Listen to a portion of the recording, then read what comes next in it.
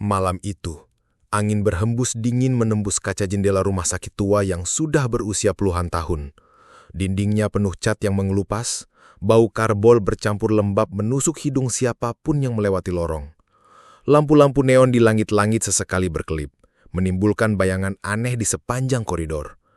Dina, mahasiswi kedokteran yang baru saja masuk masa koas, menatap papan jadwal piket. Namanya terpampang jelas di kolom jaga malam ruang jenazah. "Serius, Din? Kamu yang kena shift malam ini?"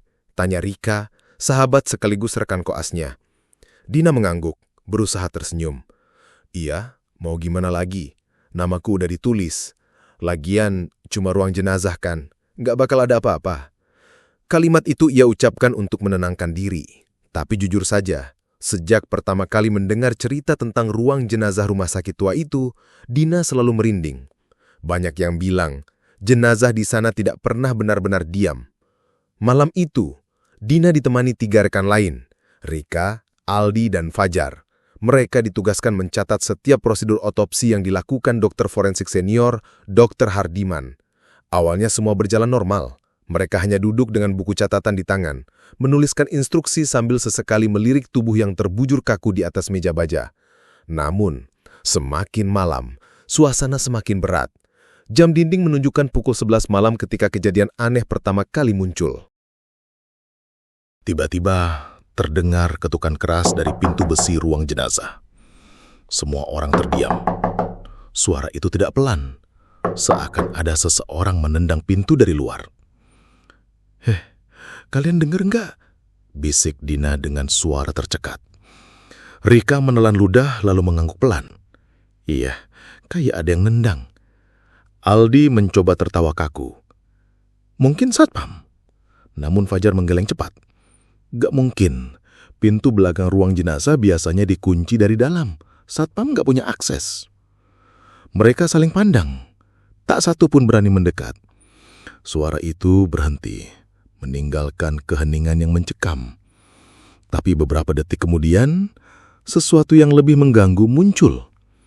Suara senandung lirih. Suaranya pelan, seperti nyanyian pengantar tidur. Nada sederhana, mengalun lembut, tapi semakin lama semakin jelas. Padahal, tidak ada siapapun di luar ruangan selain mereka. Senandung itu terdengar aneh, seolah berasal dari seorang wanita. Lembut, tapi menyimpan sesuatu yang mencekam. Dina merasakan bulu kuduknya berdiri. Lagu itu asing, tapi ritmenya membuat jantung berdegup tak karuan.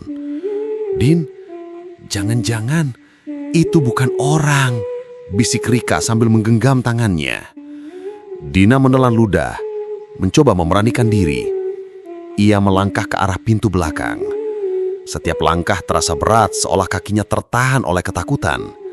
Tangannya terulur, hampir menyentuh gagang pintu besi yang dingin. Dan tiba-tiba, senandung itu berhenti mendadak. Hening. Lalu sebuah hembusan hawa dingin menyusup masuk dari celah pintu membuat lampu neon berkelip. Rika bergidik ngeri.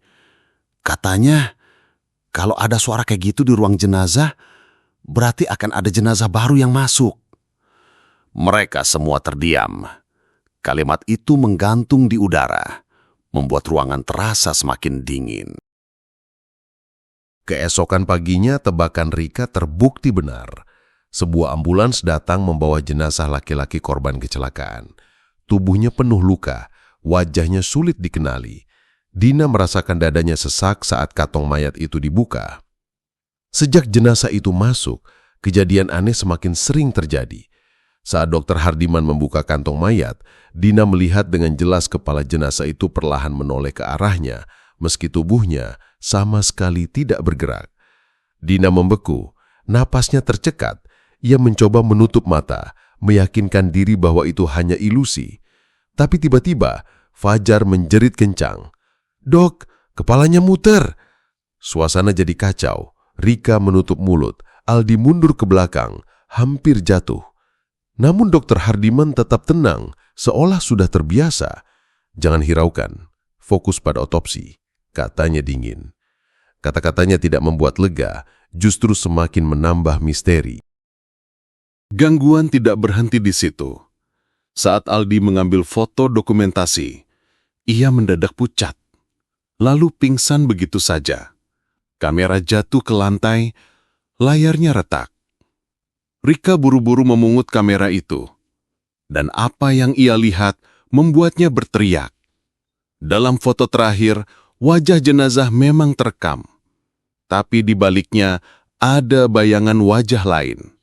Bukan wajah jenazah, bukan pula wajah salah satu dari mereka. Itu wajah seorang pria hidup. Matanya melotot tajam, seolah menatap langsung ke kamera. Dina merasakan hawa dingin menjalar dari tulang belakang. Malamnya, Dina tidak bisa tidur. Tubuhnya kelelahan, tapi pikirannya terus dihantui bayangan wajah itu. Saat akhirnya terlelap, ia bermimpi. Ia berada di sebuah rumah tua, cat dindingnya terkelupas, bau kayu lapuk menusuk hidung. Di ruang tamu, seorang lelaki duduk termenung, wajahnya muram. Di sampingnya berdiri seorang wanita berambut panjang, wajahnya kabur, tapi tubuhnya kurus dan tinggi. Wanita itu menggenggam tangan lelaki tersebut, lalu mulai menyenandungkan lagu yang sama seperti di ruang jenazah. Dina merinding dalam mimpi. Lagu itu kini jelas berasal dari wanita berambut panjang itu.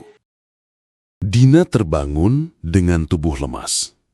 Ia membuka mata, mendapati dirinya sudah berada di ruang perawatan, dengan infus menempel di tangannya.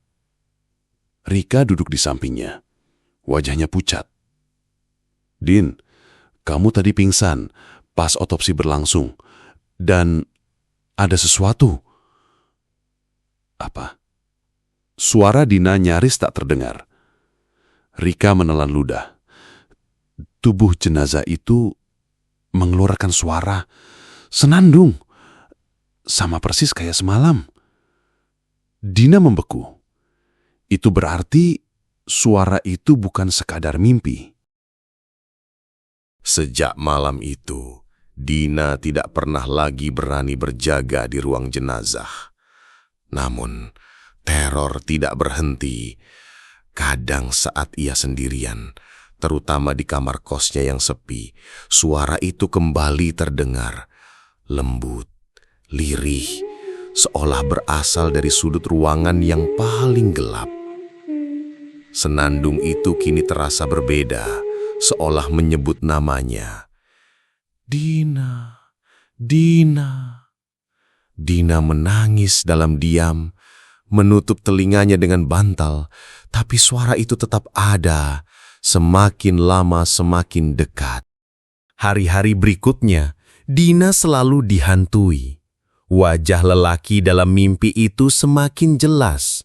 Ia sadar itu wajah pria yang ada di kamera Aldi. Pria itu adalah roh yang terjebak bersama jenazah. Wanita berambut panjang? Dina tidak pernah bisa melihat wajahnya dengan jelas. Tapi ia tahu satu hal. Wanita itu adalah sumber dari semua senandung. Mungkin istri pria itu, mungkin kekasihnya, atau mungkin sesuatu yang lebih tua, lebih gelap. Yang jelas, ia menginginkan sesuatu dari Dina.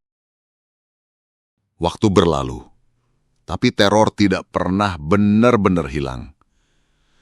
Dina berhenti ikut piket malam, berusaha menjauhi ruang jenazah. Namun kadang, ketika malam tiba, senandung itu kembali. Pelan, lirih, seakan memanggil. Dan setiap kali suara itu terdengar, Dina merasa ada yang berdiri di sudut kamarnya. Sosok wanita berambut panjang, wajah kabur, hanya berdiri sambil bersenandung.